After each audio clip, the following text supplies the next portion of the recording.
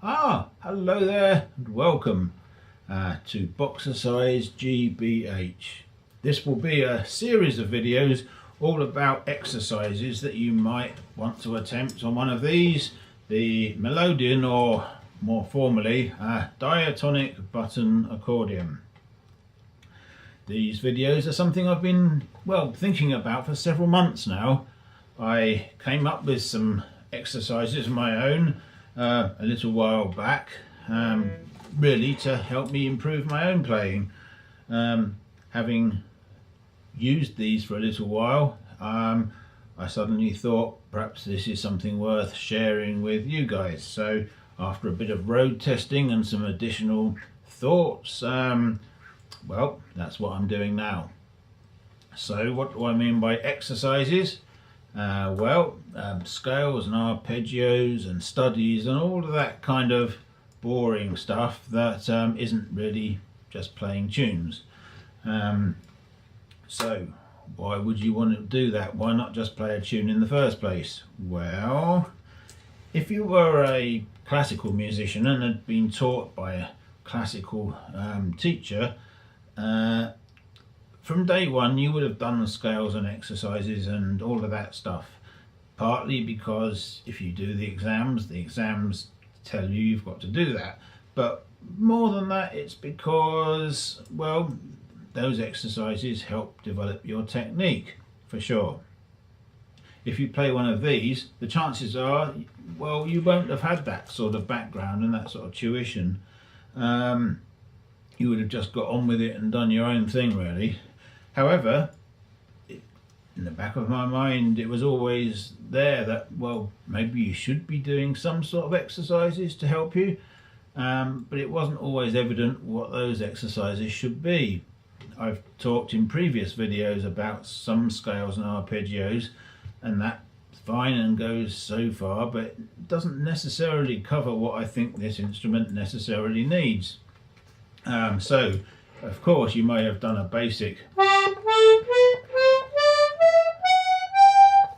I'm sure that was probably one of the first things you ever did on one of these, but beyond that it starts to get a bit confusing about what you should do next. So this video, or the ones that follow it, will certainly give you some ideas.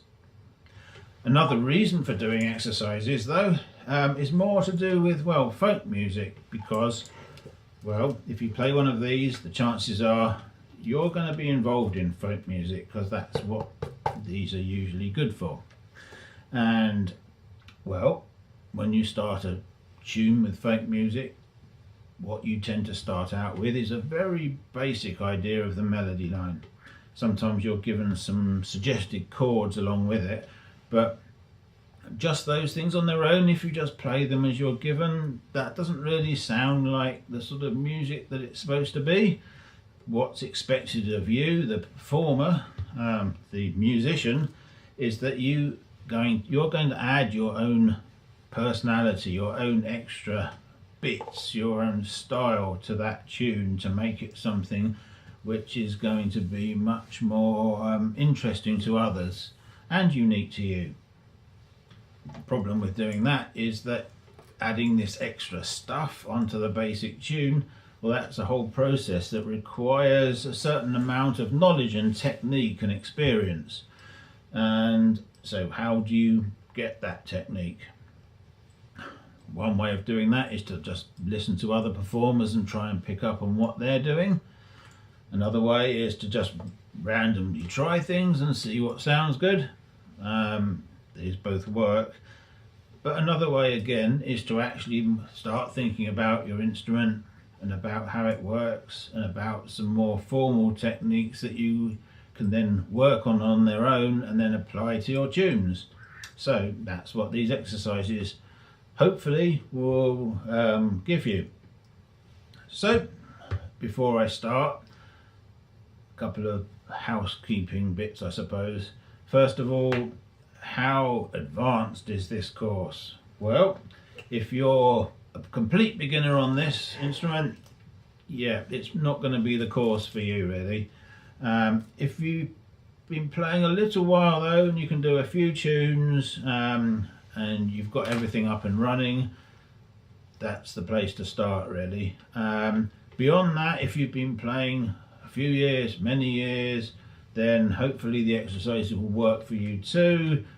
At least some of them, if not all of them, can be tweaked and changed to make them more difficult or easier depending on what you want to do. I think all of them you can change the tempo to make them easier or harder. So that side of things is really up to you. But yes, I'd say you'd need to be playing a little bit before really starting on this. The other thing to mention is the actual instrument itself. These types of instruments vary hugely in how they're set up and what they can do and how many buttons they've got and so on.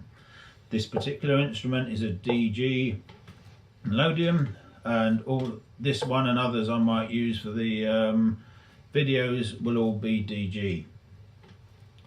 If you've got a CF or a GC or some other thing, B flat, E flat, then the exercises will work. You'll just have to transpose them onto your instrument. That shouldn't be difficult given what we're doing.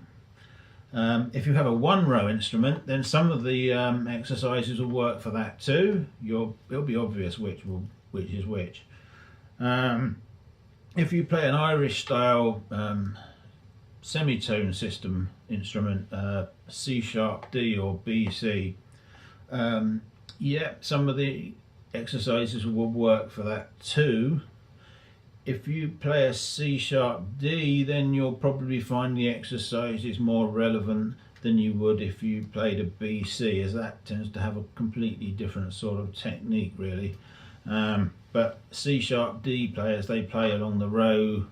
Anything which is suitable for a one row would work on that too. So you'll just have to figure it out and see what's relevant to you really.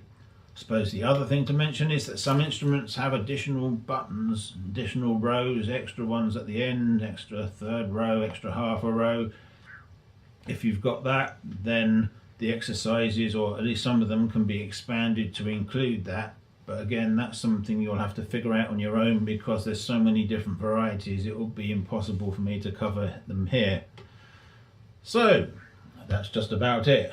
You may have noticed I have my red nose on again, as with the other videos. I guess it's part of the channel that I tend to make myself look a bit silly, but also it's a kind of a reminder there that I'm not really any great authority on this. I'm just finding my way like many other people. So if you think that there's something wrong or something that could be done better, well, don't be surprised about that. Maybe let me know if you've got any thoughts on the series. Certainly let me know if you found it helpful, because that would make me feel inclined to make more videos in the future, I guess. So this has just been an introduction. There's not really been any teaching in this one at all. That will start with the next one, which I hope you'll find the link for very easily. Maybe I'll be able to include it here. Don't know how clever that is to do. The first one I'm going to do proper is going to be about something I'm calling in and out scales, which is a very Melodeon specific way of playing some scales. So I'll leave this one here. Thank you for watching, thanks for making it to the end, and please follow the course and see how it was for you. Cheers for now.